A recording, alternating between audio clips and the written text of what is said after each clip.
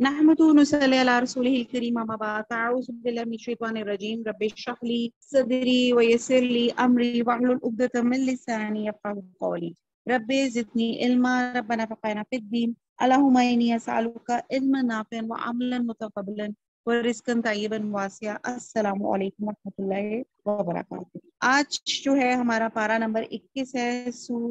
سورہ سجدہ ہے۔ یہ سورت مکی دور کے وسط میں نازل ہوئی۔ اس میں توحید، رسالت اور آخرت پہ دلائل دیے گئے، اور آغاز میں فرمایا گیا یہ قرآن اللہ کی اتاری ہوئی کتاب ہے، اور تاکہ لوگ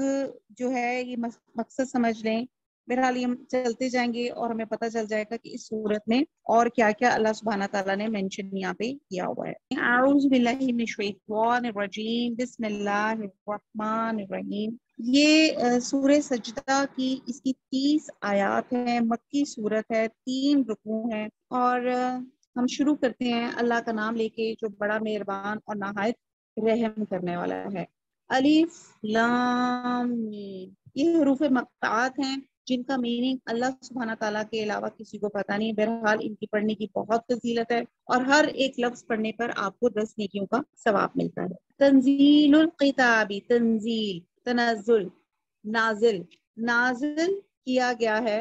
اتارا جاتا ہے، الکتاب اس کتاب کا، لا ریبا، لا نہیں، ریب کہتے ہیں شک کو، نہیں شک،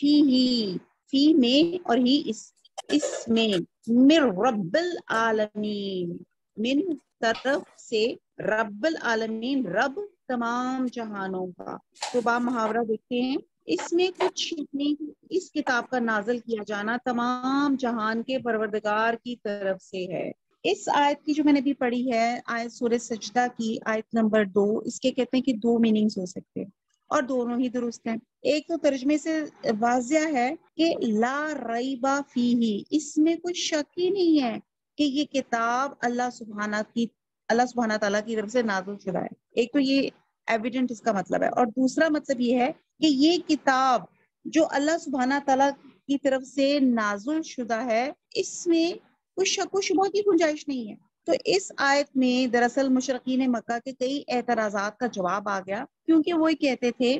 کہ حضور صلی اللہ علیہ وسلم کو کوئی اجمی سکھا جاتا ہے۔ مطلب وہ یہ کہتے تھے کہ حضور یہ جو قرآن مجید ہے یہ حضور صلی اللہ علیہ وسلم کی تصنیف شدہ ہے، یعنی کہ ان کا رائٹر جو ہے حضور صلی اللہ علیہ وسلم ہے، اور ان کو کوئی اجمی سکھا جاتا ہے۔ کبھی کو کہتے تھے انہوں نے خود تصنیف کی ہے، خود رائٹ کی ہے۔ تو اس اعتراض کے پہلو بے شمار تھے، مگر سب کا محاصل یہ تھا کہ یہ کتاب نہ اللہ کی طرف سے نازل شدہ ہے، نہ ہی یہ اللہ کا رسول ہے، بلکہ وہ یہ کہتے تھے کہ یہ اس کو گھڑ لیا گیا، اور یہ بات اللہ کے ذمہ لگا رہے تھے۔ تو اب سوچنے کی بات ہے، لاجیکلی اگر ہم یہ سوچیں کہ کوئی انسان صرف اس موضوع پہ کتاب لکھ سکتا ہے جس میں اس کی مہارت ہوتی ہے، اور لوگ آلریڈی اس کے فن کے آلریڈی وہ اس فن میں مشہور ہو، یا وہ لوگوں میں اس کی شہرت ہو کہ وہ اس علم کا یا اس کا وہ ماہر ہے، اور تصنیف بھی وہ اس لیے کرتا ہے تاکہ وہ لوگوں پہ اپنی علمیت کا اور مہارت کا سکہ بٹھائے، اور لوگوں میں اس کی کتاب کی عام مقبولیت ہو۔ لیکن یہاں تو معاملہ ٹوٹل اس کے برعکس ہے۔ نبوت کے بعد آپ نے جو کلام پیش کیا، نبوت سے پیشتر آپ نے کبھی کوئی ایسی بات کی ہی نہیں جس سے نبوت کے بعد والے کلام میں کوئی اشارہ بھی پایا جاتا ہو۔ جیسے ہم حضور صلی اللہ علیہ وسلم کی لائف ہسٹری پڑھتے ہیں تو آپ صلی اللہ علیہ وسلم کو انٹروڈیوس ایز اے امی کرایا گیا، کہ آپ کے پاس کوئی فارمل ایجوکیشن نہیں تھی نبوت سے پہلے۔ اور جب نبوت، اور وہ زمانہ وہ تھا کہ جس میں جو عربی، اس کی فصاحت اور بلاغت جو تھی، یعنی کہ ہر وہ انسان معتبر کہلایا جاتا تھا جس کی عربی، اس کی لینگویج بہت زبردست ہو۔ تو یہ اللہ سبحانہ تعالیٰ نے ہر زمانے میں معجزہ کیا، ہر زمانے کا معجزہ ان لوگوں کے حساب سے تھا۔ جیسے حضرت موسیٰ علیہ السلام کا ہم زمانہ دیکھتے ہیں تو اس زمانے میں جو تھا جادو کا بہت رواج تھا، تو اللہ سبحانہ تعالیٰ نے حضرت موسیٰ علیہ السلام کو جو 2 میریکلز، جو ید بیضا اور لاٹھی دی گئی، وہ جو میریکلز تھے ان کے جادوؤں کا توڑ تھا۔ حضرت عیسیٰ علیہ السلام کے زمانے میں بہت زیادہ طب کا رواج تھا، میڈیسن بہت تھی، وہ شخص بہت زیادہ معتبر سمجھا جاتا تھا جس کا میڈیسن، جس کی جو حکمت بہت جانتا ہو، جو بیماریوں کے علاج جانتا ہو۔ تو اللہ سبحانہ تعالیٰ نے حضرت عیسیٰ علیہ السلام کو طب کا نالج عطا کیا، جو اللہ کے حکم سے وہ بہت سے جو تھا اللہ کے حکم سے ایون مردوں کو پھونک مارتے تھے تو وہ زندہ ہو جاتا تھا. کوڑی یعنی کہ ایک سکن ڈیزیز ہوتی ہے، اس میں بھی وہ اللہ کے حکم سے پھونک مارتے سے وہ ٹھیک ہو جاتا تھا. اور لوگوں کو تب وہ معتبر لگنے لگ گئے کہ جب انہوں نے دیکھا کہ ان کے پاس میڈیسن کا توڑ زیادہ ہے. تو اسی طرح حضور صلی اللہ علیہ وسلم کے زمانے میں اس شخص کو معتبر سمجھا جاتا تھا جس کی لینگویج بہت اچھی ہے. تو اللہ سبحانہ تعالیٰ نے نبوت سے پہلے جو وہ ایک امی کا ان کے پاس ٹائٹل تھا، اور جیسے ہی اللہ سبحانہ تعالیٰ نے نبوت عطا کی تو آپ دیکھتے ہیں کہ ان کے کلام میں کس قدر یعنی کہ جو اللہ کا کلام اللہ کی بندوں تک وہ جب پہنچاتے تھے وہ کلام میں کتنی فصاحت تھی اور کتنی بلاغت تھی. تو یہ ایک میریکل تھا. نبوت سے پیشتر آپ نے کبھی کوئی ایسی بات نہیں کی تھی جسے نبوت کے بعد والے کلام کے لیے کوئی اشارہ تک پایا جاتا ہو. پھر آپ صلی اللہ علیہ وسلم نے جو کلام پیش کیا وہ ان لوگوں کی عادات، ان کے رسوم، ان کے مزاج، ان کی طبیعتوں سے ٹوٹلی اپوزٹ تھا. اس سے آپ لوگوں کا مقبول ہونا تو دور کی بات ہے. آپ صلی اللہ علیہ وسلم نے جب یہ کلام پیش کیا تو ایسے تھا جیسے کسی بھڑوں کے چھتے کو چھیڑ دیا گیا اور جس سے پوری قوم آپ کی دشمن بن گئی. اب کفار سے یہ سوال یہ ہے کہ کوئی شخص ایسا کام اپنی مرضی سے کر سکتا ہے کہ سب لوگ اس کے دشمن بن جائیں؟ اگر یہ بات ان کو لاجیکلی درست معلوم ہوتی ہے تو پھر باقی کیا رہ جاتا ہے کہ اللہ تعالیٰ نے انہیں اس کام پہ مامور کیا کہ وہ اللہ کا کلام اللہ کے لوگوں کے سامنے پیش کریں. اس سے لوگ اس کے مخالف ہو جائیں تو ہو جائیں، انہیں دکھ پہنچاتے ہیں تو پہنچا لیں، ان کے دشمن بن جاتے ہیں تو بن جائیں، مگر وہ اللہ تعالیٰ کی قدرت قاہرہ کے سامنے اس بات کے پابند ہیں. حالات خواہ کتنے بھی انفیوریبل ہوں، ناخوشگوار ہو جائیں، انہوں نے اللہ کا کلام اللہ کے بندوں تک پہنچانے. تو سورہ سجدہ کی جو دوسری آیت ہے جو کلیئر کٹ ہمیں بتاتی ہے کہ اس بات میں کوئی شک نہیں ہے. کیا شک نہیں ہے؟ نمبر ایک کہ یہ قرآن اللہ سبحانہ تعالیٰ کی طرف سے ہے، اور دوسرا یہ شک نہیں ہے کہ قرآن کی جو ورڈنگز ہیں وہ اللہ سبحانہ تعالیٰ کی ہیں، اور جو حضور صلی اللہ علیہ وسلم جو بھی اللہ کا پیغام پہنچاتے ہیں وہ اللہ کا الفاظ، اللہ کی ورڈنگز پہنچاتے ہیں، اور جس کی حفاظت کا ذمہ اللہ سبحانہ تعالیٰ نے خود لیا ہے. اور آپ دیکھیں کتنی جنریشنز آئی اور کتنی صدیاں گزر گئی ہیں، اور قیامت تک اللہ تعالیٰ نے کہا ہے کہ اس قرآن کی ورڈنگ میں، اس کے تلفظ میں، اس کی پروننسیشن میں اور کوئی فرق نہیں آئے گا، کیونکہ اس کی حفاظت کا ذمہ اللہ سبحانہ تعالیٰ نے لیا ہے. اب آیت نمبر 3 پر چلتے ہیں. ام کا مطلب ہوتا ہے کیا. یقولون، یہ میں نے وہ، اور قول وہ کہتے ہیں. افطرا کرنا ہوتا ہے کذب، جھوٹ، اپنی طور پہ گھڑ لینا، ایگزیجریٹ کر لینا. وہ کہتے ہیں کہ اس نے گھڑ لیا ہے اس کو، بلکہ هو الحق، وہ حق ہے، من ربکم، ربی کا، تیرے رب کی طرف سے، لی تنذرا، البتہ تو اور آگے نظر کہ تو ڈرائے، خبردار کرے، قومن، ان لوگوں کو، ماں آتاہم، ماں یہاں پہ آئے گا نہیں کی میننگز میں، نہیں آیا ان کے پاس، من نذیرن، کوئی نذیر، کوئی ڈرانے والا، کوئی خبردار کرنے والا، من قبل کا، آپ سے پہلے، لعلہم، تاکہ وہ یہتدون، تاکہ وہ ہدایت پائے. با محاورہ دیکھتے ہیں آیت نمبر 3 کو. کیا یہ لوگ یہ کہتے ہیں کہ پیغمبر نے اس کو از خود بنا لیا؟ نہیں، بلکہ وہ تمہارے پروردگار کی طرف سے برحق ہے تاکہ تم ان لوگوں کی ہدایت کرو جن کے پاس تم سے پہلے کوئی ہدایت کرنے والا نہیں آیا، تاکہ یہ راستے پر چلیں. اب آیت نمبر 1 سے لے کے 3 تک کفار مکہ حضور صلی اللہ علیہ وسلم پہ الزام لگاتے تھے کہ اپنے پاس قرآن بنا لیا اور اللہ کی طرف سے پیش کرتے ہیں. اس الزام کی تردید میں فرمایا جا رہا ہے کہ یہ کلام فرمانے والا پورے رب جو ہے وہ کائنات کا مالک ہے، اور وہ اس لیے نازل کیا گیا ہے تاکہ محمد صلی اللہ علیہ وسلم تم ایسی قوم کو مقصد زندگی سے خبردار کرو جن کے پاس تم سے پہلے کوئی خبردار کرنے والا نہیں آیا. یعنی کہ یہاں پہ لاجک بتائی گئی ہے کہ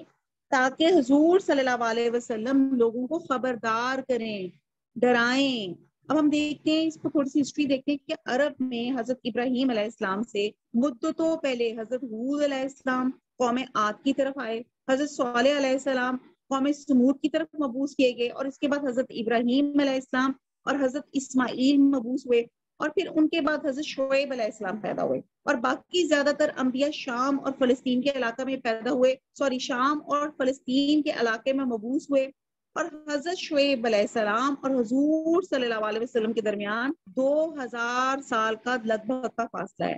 چونکہ یہ 2000 سال کی مدت بھی ایک طویل مدت تھی جس میں بہت سے انبیاء عرب کی حدود سے باہر مبعوث ہوئے، اس لیے فرمایا گیا کہ اہل عرب کے پاس کوئی ڈرانے والا نہیں آیا. کنفیوز تو نہیں ہو رہے آپ؟ بات سمجھ میں آ رہی ہے کہ اب یہاں یہ سوال پیدا ہوتا ہے کہ جب 2000 سال تک اہل عرب کے پاس کوئی رسول نہیں آیا تو نہ ہی اللہ کی طرف سے حجت پوری ہوئی، تو پھر ان لوگوں کو ان کے کفر اور شرک کی بنا پہ عذاب کیوں کروگا؟ کیونکہ ہم نے یہ سمجھا ہے کہ اللہ تعالیٰ کی سنت ہے کہ وہ عذاب سے پہلے لوگوں پر حجت پوری کر لیتا ہے اور کسی پہ ذرہ برابر ظلم اور زیادتی نہیں کرتا. تو اس کا جواب یہ ہے کہ انبیاء کی تعلیم ان لوگوں میں بھی برابر چلتی رہی، کیونکہ ان لوگوں کا شام اور فلسطین کے لوگوں سے گہرا میل جول تھا. اب آپ کنفیوز نہ ہو، میں آپ کو کلیئر جو بات بتانا چاہ رہی ہوں کہ حضور صلی اللہ علیہ وسلم اور حضرت شعیب علیہ السلام کے زمانے میں 2000 کا درمیانی وقفہ تھا. اب اس 2000 سال کے درمیان میں کیا ہوا کہ شام اور فلسطین کا عرب کے لوگوں کے سب گہرا میل جول تھا، کیونکہ تجارتی قافلے آ رہے تھے اور مشرقین مکہ میں ہر دور میں ایسے لوگ موجود تھے جو شرک سے بیزار تھے اور توحید کے قائل تھے، اور بعثت نبی کے وقت بھی ایسے لوگ موجود تھے جو شرک سے بیزار تھے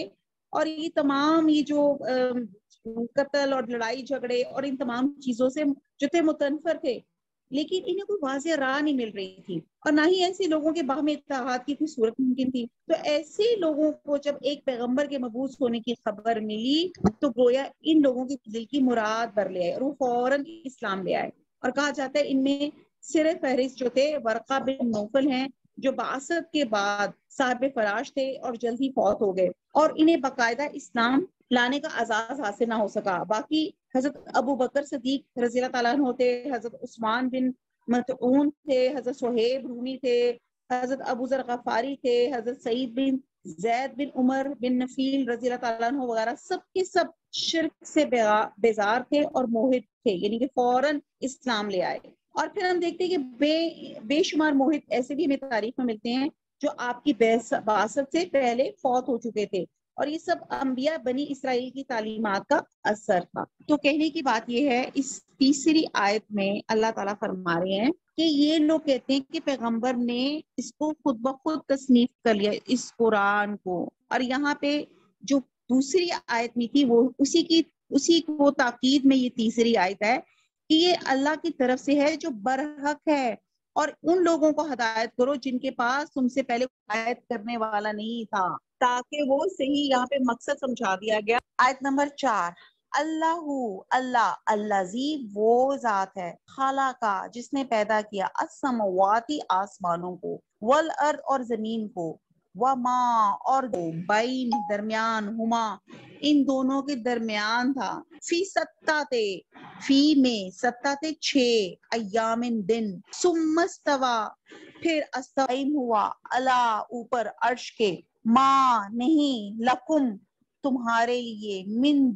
دونی ہی اس کے سوا، من ولی من کوئی ولی دوست، ولا وا میں نے اور لا نہیں، شفیع شفاعت کرنے والا. آفلا کیا، حمزہ کے اوپر الف زبر آ گیا تو کیا، فا میں نے پس اور لا نہیں، کیا پس نہیں، تا ذکرون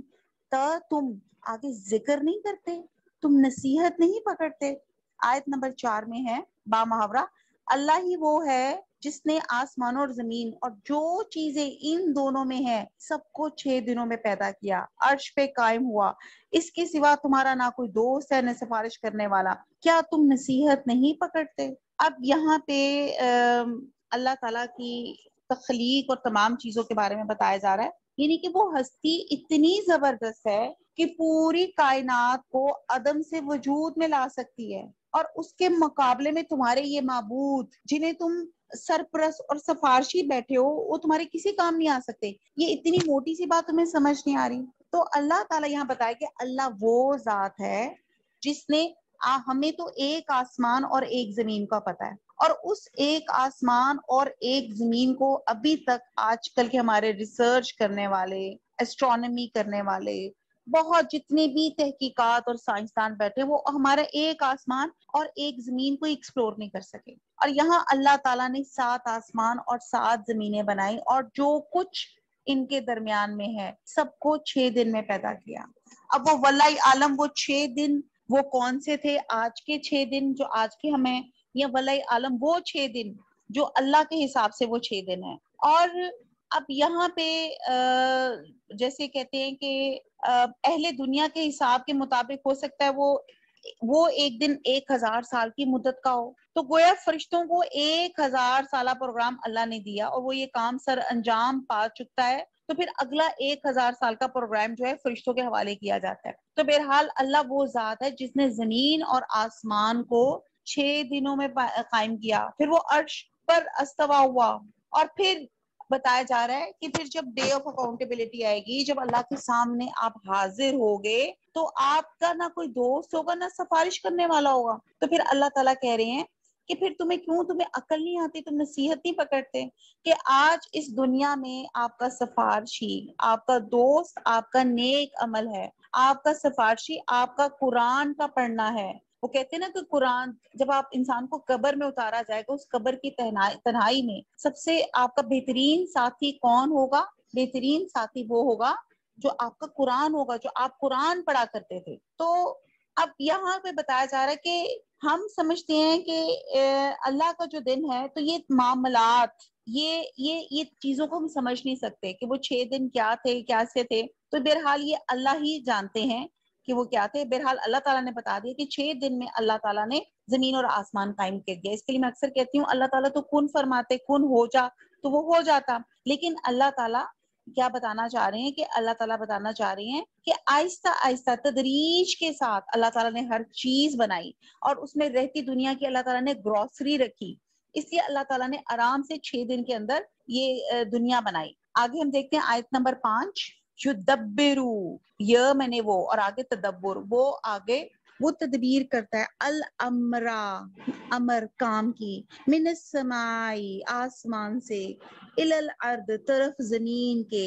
ثم پھر یعرجو، یعرجو، یعرجو یہ جیسے عروج، وہ رجوع کرتے ہیں، چڑھتا ہے، الیہ، ان کی طرف، فی یوم، ایک دن، کانا ہے، مقدارہ، ہو اس کی، اور مقدار اس کی مقدار، الفا، ہزار، سناتن، سن برس کو کہتے ہیں، ایئر کو کہتے ہیں، مما اس سے، جو تعدون، تعدون میں عدد ہے، یعنی کہ دال کے اوپر شد آ گیا تو دال 2 دفعہ ریپیٹ ہو گئی کہ تم شمار کر سکو، تم اس کو، اس کا جو عدد ہے اس کو گن سکو۔ تو آیت نمبر 5 کا باب محاورہ ہو گیا کہ وہی آسمان سے زمین تک کے ہر مقام کا انتظام کرتا ہے، پھر وہ ہر ایک روز جس کی مقدار تمہارے شمار کے مطابق 1000 برس ہوگی اس کی طرف رجوع کرے گا۔ یہ بھی آیت نمبر 6 بھی ساتھ کر لیتے، ذالکا، وہ، عالم الغیبی، عالم ہے غیب کا، پوشیدہ کا، وہ شہادتی، شہادت وہ جو ظاہر ہو جاتا ہے یا گواہی دیتا ہے، العزیز غالب ہے، اور رحیم رحم کرنے والا ہے۔ اب اللہ تعالیٰ کی آیت نمبر 6 میں صفات آ جاتی ہیں، یہی تو پوشیدہ اور ظاہر کا جاننے والا ہے، اور غالب اور رحم والا اللہ ہے۔ اب آیت نمبر 5 بھی ہم نے پڑھا کہ اللہ تعالیٰ نے 1000 سالہ پروگرام کاموں کے حوالے سے ترتیب دیتا ہے، جس میں کسی قوم پر عذاب بھی شامل ہے، اور اللہ کی تخلیقی کارناموں کی صورت یہ بھی ہے کہ جب وہ ایک کام کا ارادہ کرتا ہے تو اس کی اسکیم بناتا ہے، تدبیر، اور پھر تدبیر کرتا ہے، اور پھر اس کو انجام دینے کے لیے فرشتوں کو اپوائنٹ کرتا ہے جو اللہ کے حکم کے مطابق نیچے اترتے ہیں۔ اب یہاں پہ اگر آپ ورڈز کو دیکھیں، آیت کے ٹیکسٹ کو دیکھیں، یدبر الامر، یعنی کہ جب اللہ سبحانہ تعالی جب تدبیر کرتا ہے اپنے کسی کام کی، تو وہ آسمان سے وہ جو ہے آسمان سے نیچے کی طرف انتظام کرتا ہے، یعنی کہ اللہ تعالیٰ میں پیچھے پڑا کہ ثم استوى علی العرش، کہ اللہ تعالیٰ عرش پر بیٹھے ہیں، اور پھر وہ عرش سے فرشتوں کو اپوائنٹ کرتے ہیں جب وہ کوئی حکم دینے ہوتے ہیں کہ یہ اس کام کا انتظام جو ہے وہ فرشتے، یہ کام فرشتے پھر آسمان سے نیچے اترتے ہیں اس کام کو نبھانے کے لیے، اس کام کو کرنے کے لیے. اور پھر اللہ تعالیٰ یہاں بتا رہے ہیں الیہا فی یومی، کہ وہ جو دن ہے جس کی مقدار تمہارے شمار کے مطابق 1000 برس ہوگی. تو تمام اسباب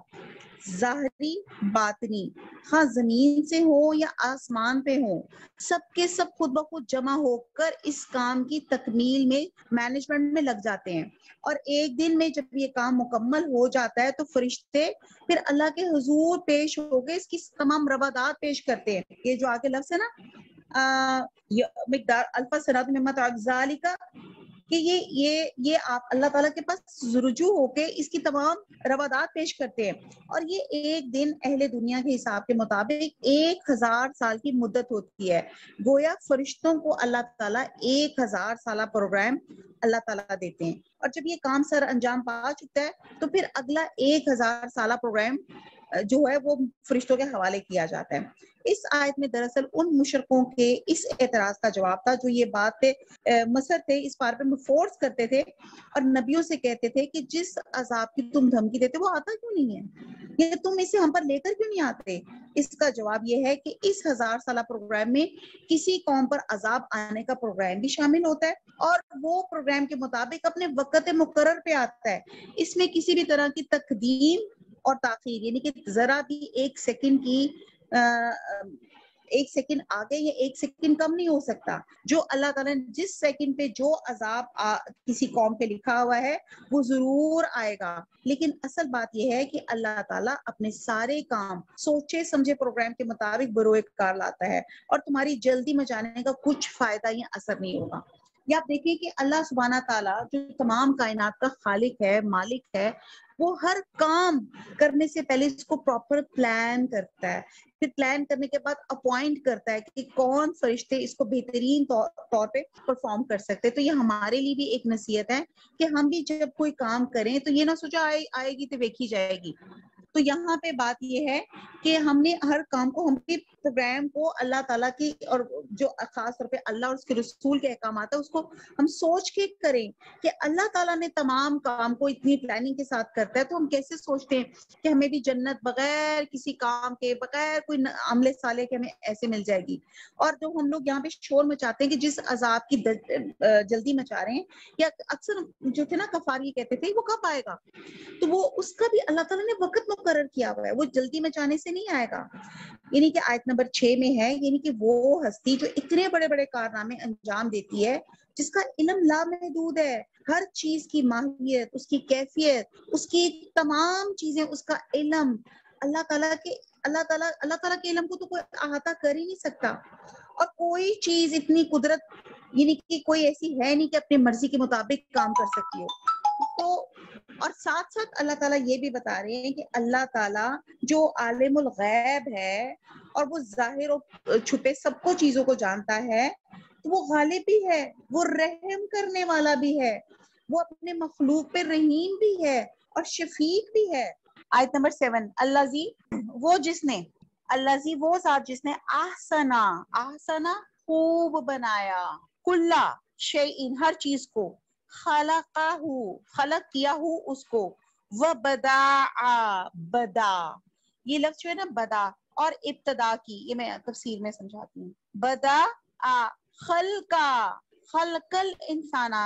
پیدائش، خلق انسان کی پیدائش، من تین مٹی سے. با محاورہ دیکھتے ہیں آیت نمبر 7 کو، جس نے ہر چیز کو بہت اچھی طرح بنایا، یعنی کہ اس کو پیدا کیا اور انسان کی پیدائش کو مٹی سے کیا. اب یہاں پہ اللہ تعالیٰ انسان کی اوقات بتا رہے ہیں کہ اللہ تعالیٰ نے جو انسان بڑا بنتا پھرتا کہ میں بڑی چیز ہوں، اللہ تعالیٰ خالق کائنات ہے، وہ کائنات کو پیدا کر کے الگ ہو کر نہیں بیٹھا رہا، بلکہ وہ فرما روا ہے. دنیا کا ہر کام اللہ کے حکم سے چل رہا ہے اور اس کے سوا کوئی دعا کے اور عبادت کے لائق نہیں ہے، وہی اللہ تعالیٰ ہماری قسمتیں بناتا ہے اور بگاڑتا ہے، اس کا کوئی شریک نہیں ہے۔ اللہ تعالیٰ کہتے ہیں بات تمہیں کیوں نہیں سمجھ آتی، دنیا کے تمام معاملات قیامت کے دن اللہ کے حضور پیش کیے جائیں گے، اور اس دن کی مقدار تمہاری گنتی کے مطابق 1000 برس کی ہوگی۔ اب یہاں پہ یہ بتا کے اللہ تعالیٰ آیت نمبر 7 میں کہتے ہیں کہ اللہ تعالیٰ نے جو چیز بھی بنائی اور جس مقصد یا مقاصد کے لیے بنائی تو اللہ تعالیٰ نے اسی طرح کی شکل و صورت عطا فرمائی۔ اب یہ غور و فکر آپ کیجئے گا، اللہ تعالیٰ یہاں پہ غور و فکر کی دعوت دے رہے ہیں۔ اللہ نے جو شکل اور صورت بنائی اس پہ کوئی حرف گیری نہیں کر سکتا۔ مثلاً آپ دیکھیں پانی ہم پیتے ہیں، پانی کے اندر جو کریکٹرسٹکس ہیں، جو اس کا ٹرانسپیرنٹ ہونا ہے اور اس کا بے ذائقہ ہونا ہے، لیکن اس سے ہمیں جو ہماری پیاس بجھتی ہے اور جو ہماری باڈی کی ہماری ضرورت پوری کرتی ہے، وہ اللہ تعالیٰ نے اس کا خواص، اس کی جو چیز تھی اس کو لیکوڈ فارم میں رکھا۔ وہ اس لیے تاکہ ہمارے، جس طرح آپ ایک مشین میں آپ آئل ڈالتے ہیں تو مشین بہتر کام کرنا شروع ہو جاتی ہے، تو اسی طرح ہماری باڈی کو بھی یہ اس لیکوڈ کی، اس پانی کی، خون کو لیکوڈ رکھا، اس کی وہ ضرورت تھی تاکہ وہ باڈی فنکشننگ صحیح طرح ہو سکے۔ تو پھر آپ یہ دیکھیں کہ ہوا کو دیکھیں، اس کی جو کریکٹرسٹکس ہیں، اب آپ دیکھیں ہوا از اے مکسچر آف گیسز، اس میں ہمیں نظر کوئی نہیں آ رہی لیکن ڈفرنٹ سارٹ آف گیسز ہیں، اور جن مقاصد کے لیے اللہ تعالیٰ نے چیزیں بنائی ہیں، اللہ تعالیٰ نے ان کو بہترین شکل و صورت کے ساتھ پیدا کیا۔ اب اگر یہ بہت سی ہے ڈیٹیل، آپ ہر چیز کو دیکھ لیں، ایون آپ ویجیٹیشن کو دیکھ لیں، نباتات کو دیکھ لیں، آپ دیکھیں کہ ہر پھول پتا اس کی فارم، ہم بچپن میں ہوتے تھے تو ہم سائنس بک ایک بنایا کرتے تھے، اسکریپ بک، جس میں ہمیں یاد ہے کہ بچپن میں ڈفرنٹ سارٹ آف پتے اور ان پودوں کا نام ہم لکھا کرتے تھے۔ تو ہم دیکھتے ہیں کہ ہر درخت اور پتوں کی شیپ فرق ہوتی ہے، اور اللہ تعالیٰ نے جو ان کے خواص رکھے ہیں، اور وہ آپ دیکھیں، آپ یہ دیکھتے ہیں کہ آپ ایک بہت کوئی میٹھا پھل کھاتے ہیں، فار ایگزامپل آم ہی میرے ذہن میں آ رہا ہے، آم کا آپ پھل کھا رہے ہیں، اور آم کو آپ دیکھتے ہیں کہ آم کہاں پہ اگ رہا ہے، وہ اگ رہا ہے مٹی کے اندر۔ مٹی کو ٹیسٹ کیا آپ نے؟ بیسکلی جو ہم نے سائنس میں پڑھتے 3 چیزیں ہیں جو پلانٹ کے لیے گروتھ کے لیے ضروری ہوتی ہے، مٹی وہ جو سالٹش سی ہوتی ہے،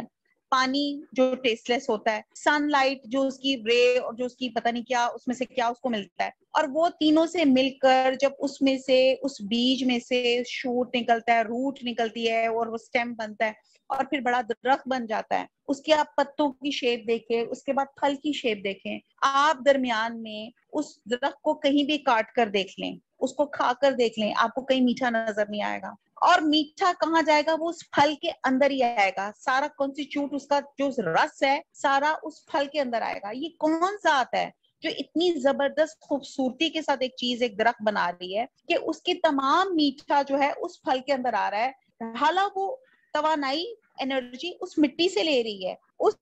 سن لائٹ سے لے رہی ہے، اس پانی سے لے رہی ہے، اور وہ اتنی زبردست، وہ جامن کا آپ انگور دیکھ لیں، آپ انجیر دیکھ لیں، کیسے کیسے انواع اقسام کے اللہ تعالیٰ پھل پیدا کرتا ہے، اور ان کا پھل جو ہے اس پھل کے اندر ذائقہ ہوتا ہے۔ کتنی زبردست بہترین اللہ تعالیٰ نے شکل و صورت پیدا کی ہے۔ پھر اسی طرح آپ، اچھا یہ ابھی شکل و صورت یہاں پہ نہیں ختم ہوتی، بہت ڈیٹیل بات ہے۔ آپ بادام کو دیکھیں، اور یہ بھی ایک بات ہوتی ہے کہ جس طرح کی شیپ ہوتی ہے اسی طرح کی شیپ آپ کے لیے مفید ہوتی ہے۔ بادام کی شکل آپ دیکھیں آنکھ کی طرح کی ہے، تو یہ آنکھوں کے لیے بڑا مفید ہے۔ والنٹ کی اگر آپ شیپ دیکھیں تو اس کی بہترین اللہ تعالیٰ نے تخلیق کی ہے، تو جو آپ دیکھیں تو کس طرح وہ انسان کا برین کا، اگر آپ ایکس رے وغیرہ اس کا آپ دیکھیں تو برین کی طرح کی اس کی شکل ہے، تو اس کا مطلب ہے کہ جو اخروٹ کھائیں گے وہ آپ کی برین کے لیے بڑا ضروری ہے۔ تو اللہ تعالیٰ کی ہر کام میں اس نے جو شکل اور صورت دی وہ بہترین سے بہترین صورت دی۔ آپ جانوروں کو دیکھ لیں، کوئی بے ڈھنگا اور بے تکا پن نہیں ہے۔ جانوروں کو آپ دیکھ لیں کہ کچھ جانور کریپ کرتے ہیں، کچھ رینگتے ہیں، کچھ 4 پاؤں پہ چلتے ہیں، اور